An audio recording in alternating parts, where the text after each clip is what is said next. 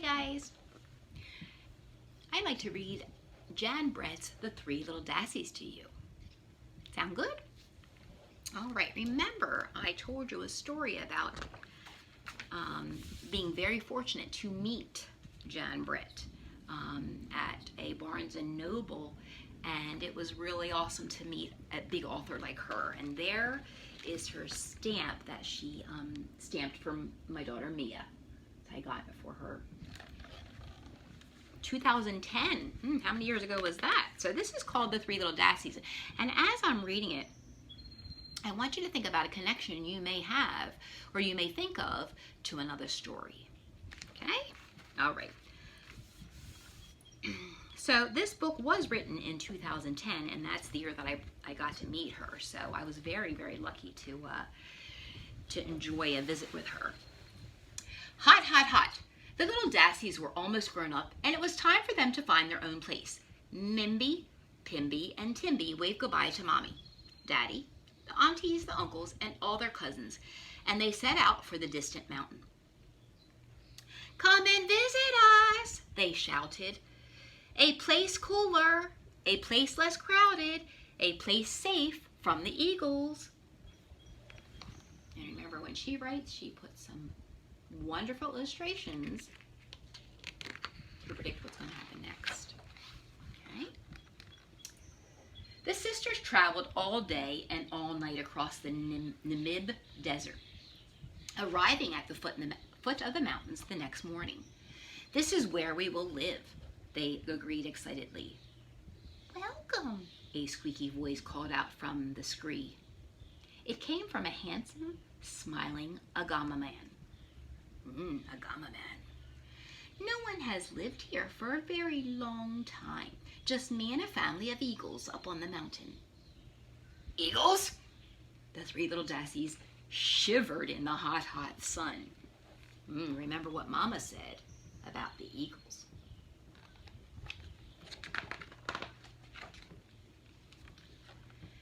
Where would they build their houses? Mimby eyed the long grasses. These grasses would make a lovely, cool home. And she set to work, cutting, twisting, and braiding, and bundling. She finished in no time. Be near and dear, sisters, she said, crawling inside for a nap. Anybody making a connection yet as to what story this sounds like? I'll give you a hint. It's probably not a story that you would see in a book. I mean, maybe you could, but it's a very common story that was passed down from person to person. Pimby spotted pieces of driftwood. Driftwood. Compound word. Silver from the sun. And this I have on my beach, and I'll try to take some pictures of those to show you the driftwood on my beach from the river. These will make a fine wooden house, she said, and she set about collecting as many pieces as she could find. When it was finished, she hung up a hammock and called out, Be near and dear, sisters, while I rest my eyes. And I want you to think about what a hammock may be and what she would use that for.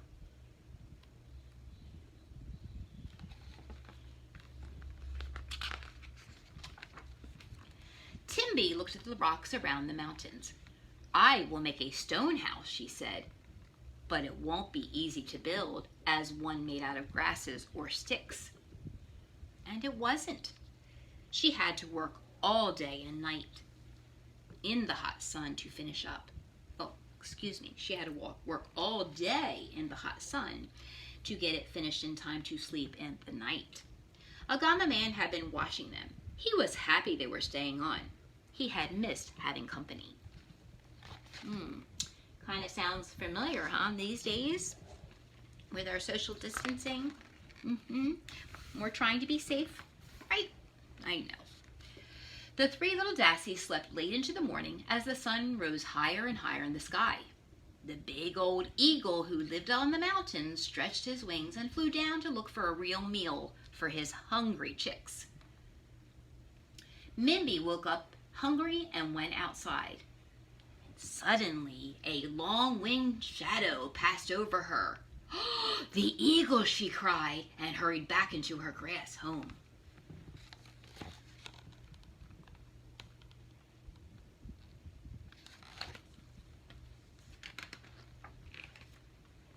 "I see you, Dassie," the eagle screeched and swooped down. "I'll flap, and I'll clap, and I'll blow your house in." Sound familiar now? He squawked, beating the air with his wings until the grass roof sailed off. The eagle grabbed Mimby and lifted her up, up, up to his nest. Poor Mimby.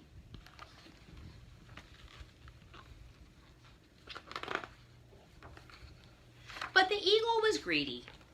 No sooner had he dropped Mimby into the nest than he spotted Pimby in front of her stick house far below. 2 Dassies would be doubly delicious. But he went down, feathers flying. Pimby looked up and saw him coming. She turned and ran back inside.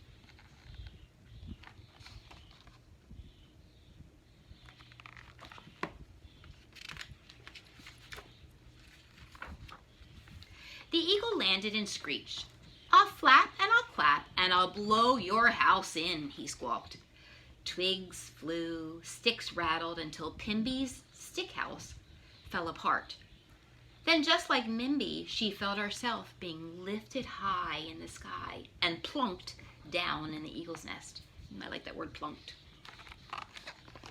Nice juicy word, right? We like juicy words spicing up our writing. And Jan Brett certainly does that. Timby looked out to call her sisters to come for a breakfast of tasty seed porridge. But instead of a grass house and a stick house, she saw a long shadow streaking across the rocks. "I see you, Dassie. Here I come."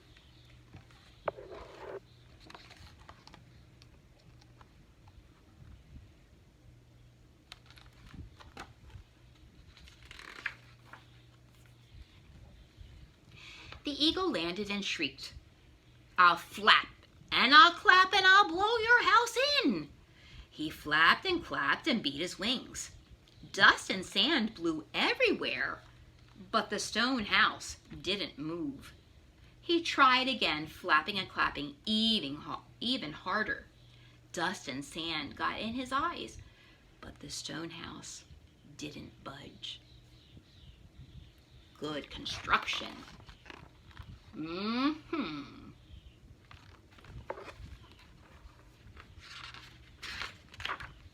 When the dust settled, the stone house was still standing, but the eagle was coughing and sneezing. His wing feathers were bent and broken, and he was missing tail feathers. Knowing when to quit, he hopped his way to his nest. At least he had 2 Dassies waiting for his dinner. Or does he?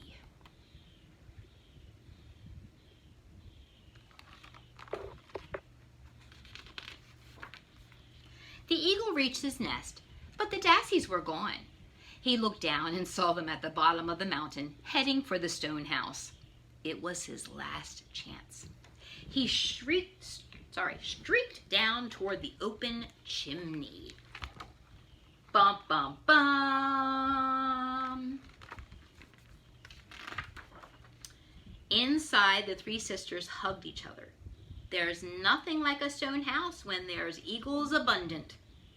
Just then, the eagle tumbled down the chimney. "I'll flap and I'll clap and a hot blast of fire hit him. "Fly home for a nap," he squealed. As fast as he could, he squeezed back up the chimney and flew home, all black and singed from the smoky fire.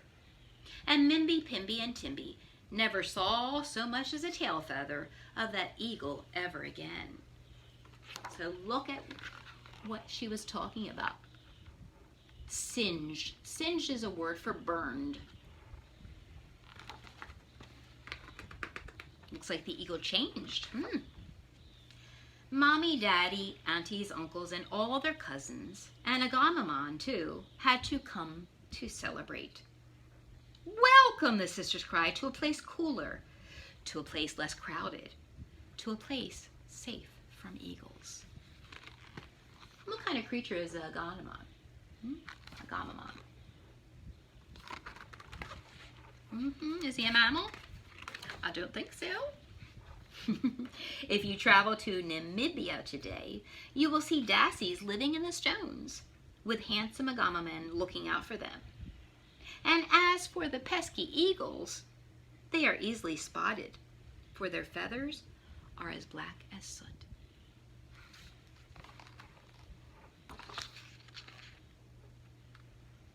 I hope you enjoyed this Jan Brett book as much as I did.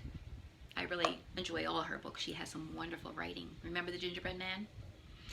And all the other gingerbread, remember those? And the Mitten, and so many more of hers. The next time I see you, I will be talking to you some more about the three little Dassies. Where they're from, what kind of creatures they are, and I think you'll find it very enjoyable. All right, I love you. I'll see you soon.